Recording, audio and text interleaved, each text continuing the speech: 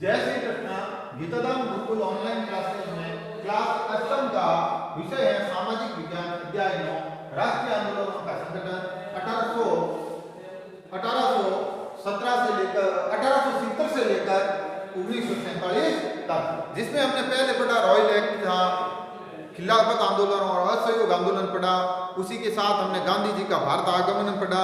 अब हम पढ़ेंगे कि जब गांधी जी का भारत आगमन हुआ और है जो किस तरह से लोगों की चहलकदमी हुई, किस तरह से लोग आंदोलन में शामिल हुए। क्या वे लोग या जनता, कौन सी? आम जनता। आम जनता आंदोलन में है जो शामिल हुई थी। कई जगहों पर लोगों ने ब्रिटिश शासन का अहिंसक विरोध किया, लेकिन कई स्थानों पर विभिन्न वर्गों और समूहों ने गांधी जी के आह्वान के अपने हिसाब के अर्थ निकाले और इस तरह के रास्ते अपनाए जो गांधी जी के विचार से मेल नहीं खाते। सभी जगह लोगों ने आंदोलन में स्थानीय मुद्दों के साथ जोड़कर आगे बढ़ाया। और फिर उन्होंने गांधी जी ने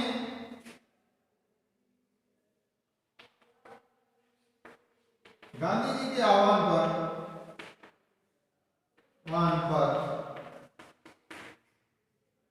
राष्ट्रीय और स्थानीय मुद्दों पर है जो आंदोलन को आगे बढ़ाया, जिसमें खेड़ा गुजरात में पाटीदार किसानों ने अंग्रेजों द्वारा थोपे गए भारी लगान के खिलाफ अहिंसक अभियान चलाया। तटीय आंध्र प्रदेश और तमिलनाडु के भीतरी भागों में शराब की दुकानों की घेराबंदी की गई। आंध्र प्रदेश के गुंटूर जिले में आदिवासी और गरीब किसानों ने बहुत सारे वन सत्याग्रह किए। इन सत्याग्रहों में कई तरह के चराई शुल्क अदा किए बिना ही अपने जानवरों को जंगल में छोड़ देते थे। उनका विरोध इसलिए था कि क्योंकि औपनिवेशिक शासन ने वन संसाधनों पर उनके अधिकारों को बहुत सीमित कर दिया। उन्हें यकीन था कि गांधी जी उन पर लगे कर कानून करवा सकते हैं और वन कानूनों को खत्म करवा देंगे। बहुत सारे वन गांवों में किसानों ने स्वराज का ऐलान कर दिया, क्योंकि उम्मीद थी कि गांधी राज जल्द ही स्थापित होने वाला। और उन्होंने स्वराज की धारणा की। क्या थी? स्वराज की अवधारणा या विचार के साथ आंदोलन में लोग जुड़ते गए। सिंध जो अब पाकिस्तान में, वहां मुस्लिम व्यापारी और किसान खिलाफत के आह्वान पर बहुत उत्साहित थे। बंगाल में खिलाफत असहयोग के गठबंधन ने जबरदस्त सांप्रदायिक एकता को जन्म दिया और राष्ट्रीय आंदोलन को नई ताकत दी। पंजाब में सिखों के अकाली आंदोलन ने अंग्रेजों की सहायता से गुरुद्वारों में जम बैठे भ्रष्ट महंतों को हटाने के लिए आंदोलन चलाया। यह आंदोलन असहयोग आंदोलन से काफी घनिष्ठ रूप से जुड़ा दिखाई देता है। असम में गांधी महाराज की जय के नारे लगाते हुए चहाई मजदूरों ने अपनी तनख्वाह के इजाफे में मांग शुरू की। उन्होंने अंग्रेजी स्वराज वाले बागानों की नौकरी छोड़ दी। उनका कहना था कि गांधी जी भी यही चाहते हैं। उस दौर में बहुत सारे असमिया वैष्णव गीतों में कृष्ण की जगह गांधी राज का है जो यशोगान किया जाने लगा। तो इस तरह से महात्मा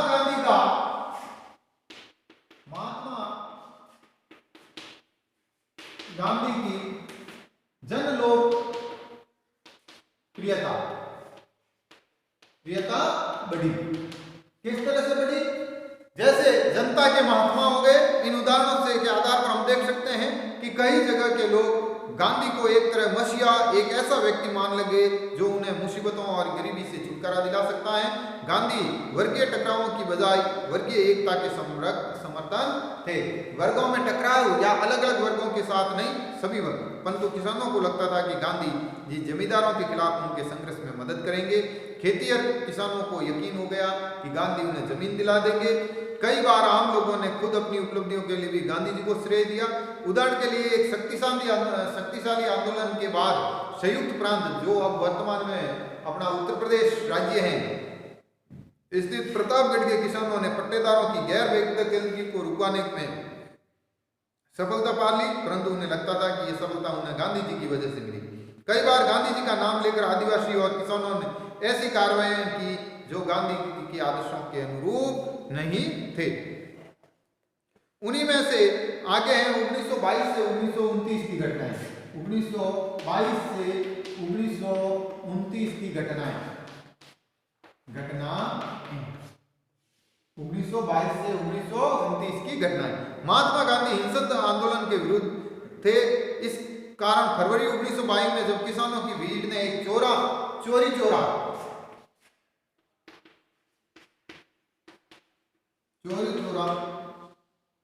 की घटना हुई तो उन्होंने असहयोग आंदोलन वापस ले लिया। उस दिन 22 पुलिस वाले मारे गए, इसलिए किसान बेकाबू हो गए क्योंकि पुलिस ने उनके शांतिपूर्ण जुलूस पर गोली चला दी। असहयोग आंदोलन खत्म होने के बाद गांधी के अनुयायी ग्रामीण इलाकों में रचनात्मक कार्य शुरू करने पर जोर देने लगे।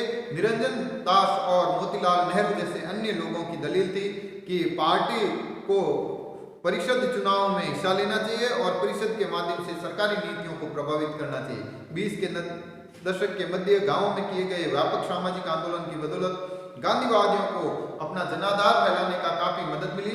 1923 में शुरू किए गए सविनय आज्ञा आंदोलन भी जनाधार है और उसके बाद भी सविनय अवज्ञा आंदोलन शुरू हुआ जो 1930 में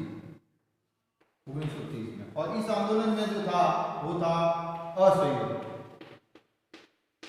आंदोलन।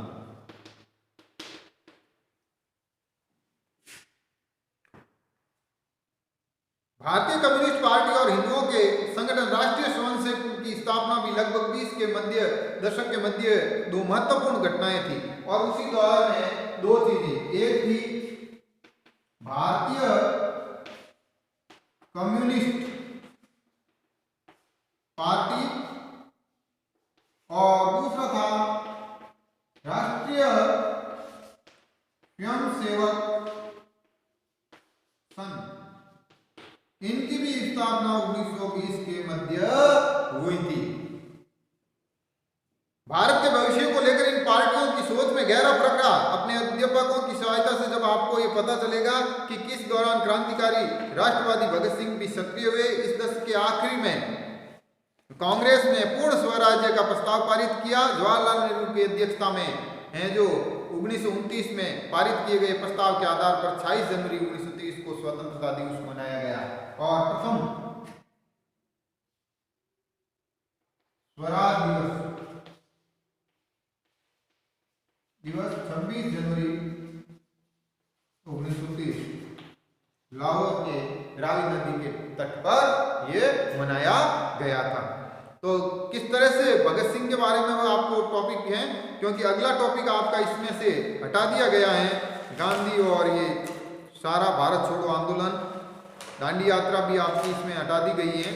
तो भगत सिंह के बारे में है कि भगत सिंह, चंद्रशेखर आजाद और सुखदेव जैसे महत्वपूर्ण क्रांतिकारियों और ने औपनिवेशिक शासन तथा अमीर शोषक वर्गों से लड़ते हुए मजदूरों और किसानों की क्रांति चाहते थे।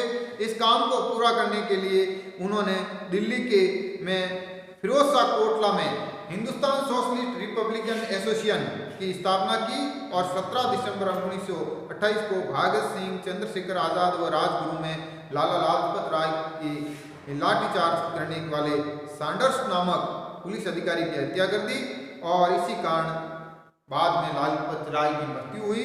अपने साथी राष्ट्रवादी बीके दत्त के साथ भगत सिंह ने 8 अप्रैल 1929 को केंद्रीय विद्यार्थी परिषद में बम फेंका।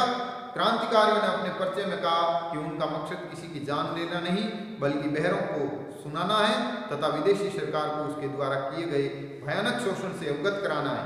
भगत सिंह, सुखदेव, राजगुरु को 23 मार्च 1931 को फांसी पर चढ़ा दिया गया। उस समय भगत सिंह की आयु सिर्फ 23 साल की थी। इसी तरह जो उन्होंने बताया कि खेड़ा में किस तरह से प्रतापगढ़ में लोगों ने अपनी जमीन की बेदखली रुकवाई। इलाहाबाद के जिले में किसान आंदोलन पर सीआईडी द्वारा तैयार की गई जनवरी 1921 की एक रिपोर्ट आपके यहाँ दी गई है, जिसमें ये कहा गया है कि दूर दराज के गांवों में गांधी जी के नाम का सिक्का चलता था। उन्हें देखकर अचंभा होता था कि किसी को भी पता नहीं कि वह कौन है और क्या है। फिर भी सबने मान लिया कि वे जो कहते हैं वह सही है और उनका जो भी आदेश है उन्हें पूरा होना चाहिए। वह एक महात्मा या साधु, एक पंडित ने इलाहाबाद के एक ब्राह्मण यहाँ तक कि एक देवता है, इसके नाम की असली ताकत का अंदाजा इसी बात से लगाया जा सकता है कि प्रतापगढ़ के लोग मानते हैं कि उन्होंने बेदखली रुकवाई।